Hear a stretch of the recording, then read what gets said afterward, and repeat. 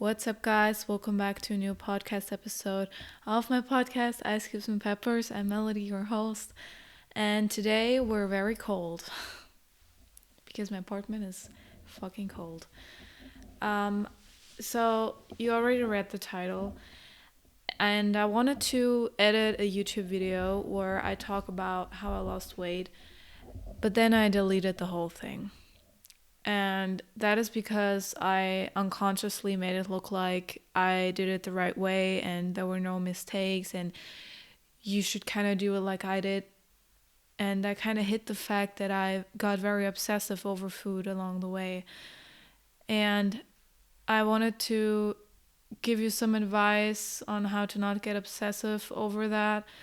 And I don't have any notes. I just wanted to talk my soul out with this one, to be very honest, because it is something very emotional and very personal, and also something I feel like that works best if I just talk my soul out here. So, you know, at the beginning of 2021, I set myself the goal to recover. And I also did have the thought of weight loss in the back of my head because that is just something that I feel like every person who's struggling with binge eating can relate to, because society just tells you that being skinny equals being happy and being beautiful and everything. So it is normal to desire that, because otherwise we might feel excluded. We feel like we're undesired whatsoever, which you can totally get over. Listen to my last podcast episodes where I talk about the inner critic. But it is so normal to feel that way, and I did. So I had these two motives in my head, and I just thought, okay, I I'm gonna safely lose weight. And on the list there was a bullet point, I remember, just being like not obsessing over it. So my goal was to lose weight by not focusing on weight loss. So kind of forgetting about it, you know? It's really twisted, but that was how I was thinking. And that was actually a way that worked for me because I didn't focus on weight loss. I didn't count my calories. I simply went to the fridge and intuitively picked what I wanted and also focused on nutrients. So instead of picking the cheeseburger, the packed cheeseburger, I would choose vegetables because that sounded good to me. And then if I would want to have some of the packed cheeseburger, I would have a little bit of it, to step out of my black and white pattern that I talked so much on here already, you know, to not be like, okay, I ate one chocolate bar, I messed up, and to say that that's messing up, because it's not. So I set myself the goal to not consider that messing up. And I just had this really balanced lifestyle, to be honest. The gyms were closed. I was going on a lot of runs, but it was balanced, I remember just eating sweets every now and then if I wanted, eating a sweet yogurt. It was all fine. I lost weight naturally. My body released the weight naturally.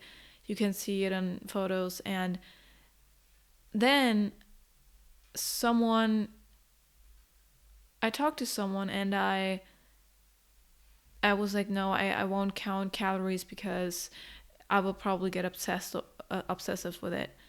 And they told me, well, you can just like count lightly. This was someone who had never had experienced any kind of eating disorder or disordered eating, I guess.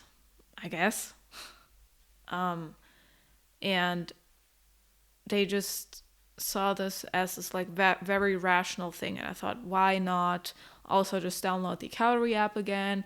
And I downloaded it again because I thought, if this person can be as rational as he is, so can I. So that was my thinking process there. That was my thought process. And surprise, it was not as rational of a topic to me like it was to this person. And eventually, after like, I don't know, like a month, even earlier, I started to get very obsessive. I mean, I weigh my apple before I eat it, and then I weigh the leftovers of the apple to see how much of the apple I really ate. If a friend told me that, I would be like, you are struggling, you know? Some people can do that in a rational way and immediately stop with this behavior. But if you're coming out of an eating disorder, thinking that you can count your calories and nothing will happen and this is so rational and, you know, everyone does it, I can do it too. That is just your disorder telling you that it wants you to lose weight so bad because then you will finally will be worthy. That is your eating disorder and your low self-worth that is associated with that in a costume, you know, and you don't really see that, and you don't really realize that after you've been through it, I feel like. But I'm here to tell you and to prevent you from making this mistake, because I made it and it really changed my life in a negative way. I mean, I now don't struggle with binge eating anymore. I mean, I don't binge anymore. But I still don't have food freedom. I still don't have this like intuitive eating thing that everyone, you know, talks about and that I actually had, now that I think about it, in the beginning of 2021, when I just didn't even focus on all of that. I didn't have the freaking Calorie app. Are you kidding me? I don't want to get obsessed with it. That was the right mindset and it worked. And I hate the saying, never change a running system, because I don't think it applies to a lot of things. But to this thing, it definitely applies. If you see yourself getting better with your eating disorder, your self-worth getting better, you're seeing the change in the mirror, maybe, you know, your body naturally starts to release weight or not, because at the beginning it's about maintaining that weight, you know, and not focusing on it at all. I did it correctly the first half of the year. I just thought, how can I make my eating behavior better? And, you know, that leads me to more freedom and leads me to not always thinking about food. That was the right way. And I shouldn't have changed that running system and thought, oh, actually now I want more. I lost all of this weight and now I want more. Let's count calories. That was my thought process. I was like, well, it works. So let's take it to the better platform where it's all, you know, where I don't have to be patient and where it just like happens. That was not the right mindset at all. And I could have just lost weight the same way that I did the first half of 2021. So with this podcast, I just want to tell you, don't even start with that, and, you know, how to not get obsessed over it. I would just set myself up to these little challenges at the beginning of 21, which were eating slowly, not focusing on weight loss, eating nutritious foods, listening to my body, whether it's physical or emotional hunger, really learning the difference between those two. I mean, if I ate a nutritious, high-volume meal 30 minutes ago, the chance that I'm still physically hungry is very, very low. So I really wanted to integrate that knowledge into my daily life of being like, hey, you just ate 30 minutes ago, you're saturated physically, you can feel your belly saying, it's fine, thanks for the nutrients, move on. So you're not gonna emotionally eat now because it's not necessary. You know, I worked on that. I worked on, when I was working in home office, I worked on not going to the kitchen every 5 minutes, you know? And I worked on also telling people, hey, people, please don't bring me any sweets over, you know? Because that's just an unnecessary trigger. And these were the challenges that I set myself up to. And that was so cool for me because it was, I mean, what's cool? It wasn't like, oh, yay, exciting. But in a way it was, because I definitely saw the changes. Not physically like my body, just mentally, like, hey, now I don't even want like a emotional snack right now. And 2 weeks ago, I would have stepped into the kitchen already like 10 times, you know? And now I didn't even enter the kitchen because food was just, at this point, like in the first half of 2021, it was just food was just kind of like food. I worked on it just simply being food. And when you start to count calories, it becomes so much more. It becomes the things you Google, it becomes everything. And you start to think, can I even go to this social event? Because, and I also had these thoughts when I suffered from binge eating disorder, but counting calories made it worse. I go to social events and I'm like, I hope I don't eat as much, or I overeat and whatsoever, and I don't follow my diet. And that is just so unhealthy. And if you think that, and I made a TikTok about this also, because you're already worthy before your weight loss. You're already worthy now. And all these things that you want to do because you want to lose weight so fast, you do them because you associate being skinny with being worthy, right? But you're already worthy. And the moment that you truly realize that,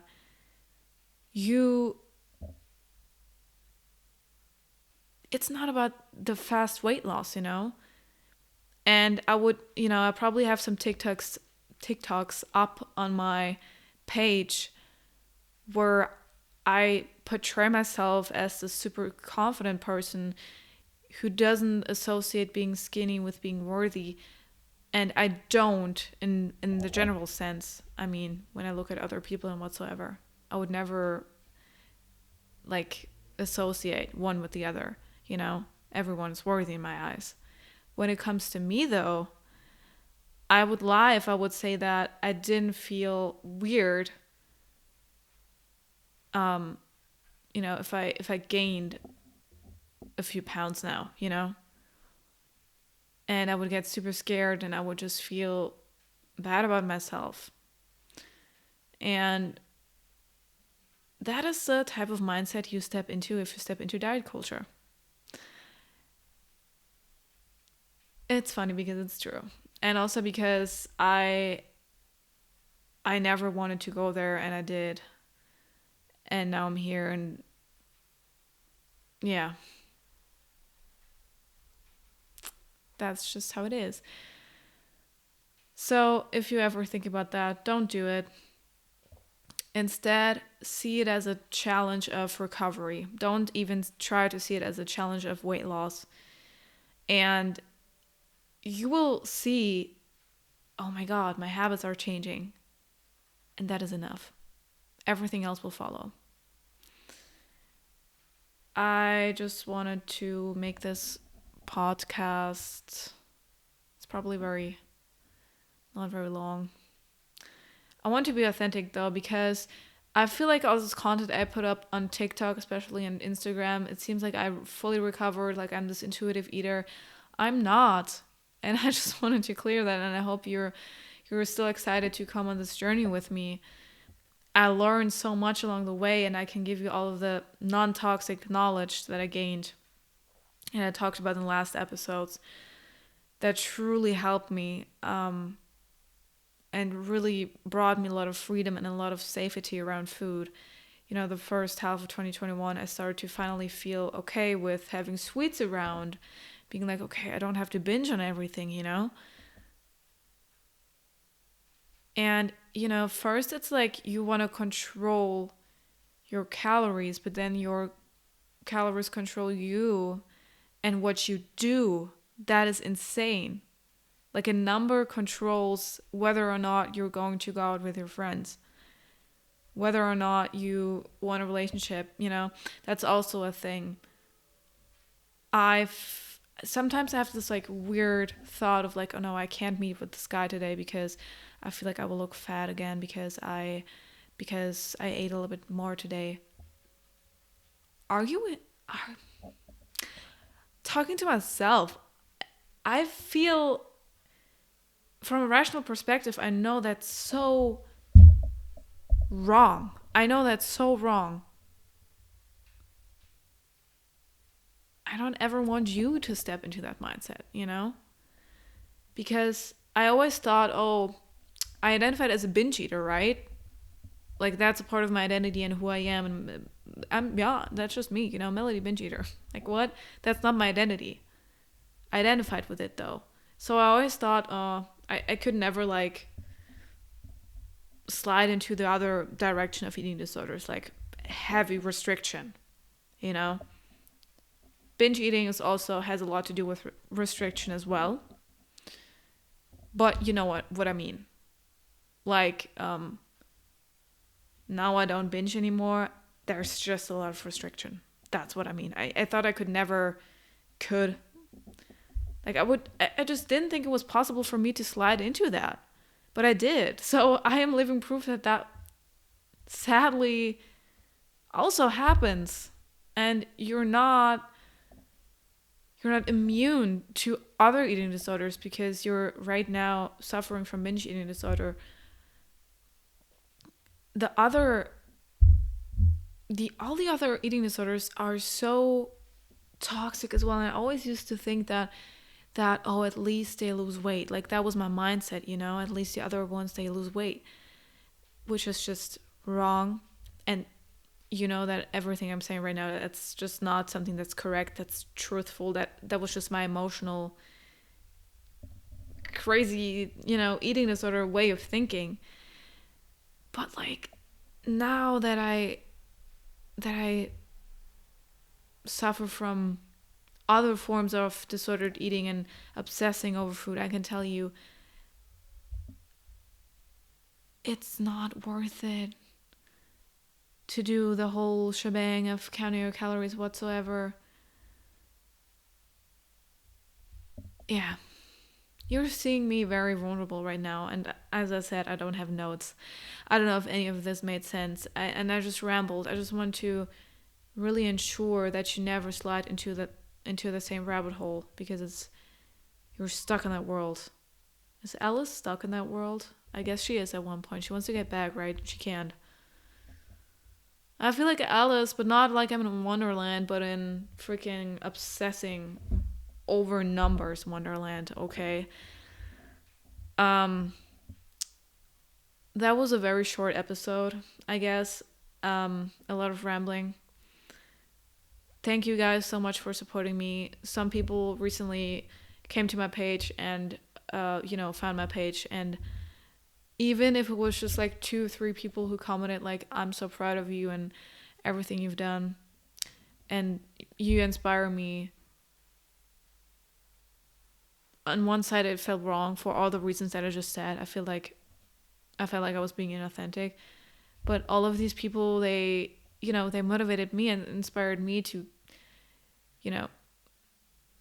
get away from the toxic patterns, and also the fact that I inspire people and they look at it and they gain something from it, and they feel understood and like they're not alone. Truly, like, I'm getting tears in my eyes right now. Like, and I did when I saw these comments today. I don't want you to feel that like you're alone. You're not. Yeah, that was just all I have for today. It was a very short episode. I hope you enjoyed it. I hope you never count your calories. Never. And you focus on recovery and mindfulness, being aware of everything. And the only moment we ever have is the present moment. So focus on where your feet are and move on. I'm Melody, your host. I will see you next Sunday on another episode of Ice Cubes and Peppers.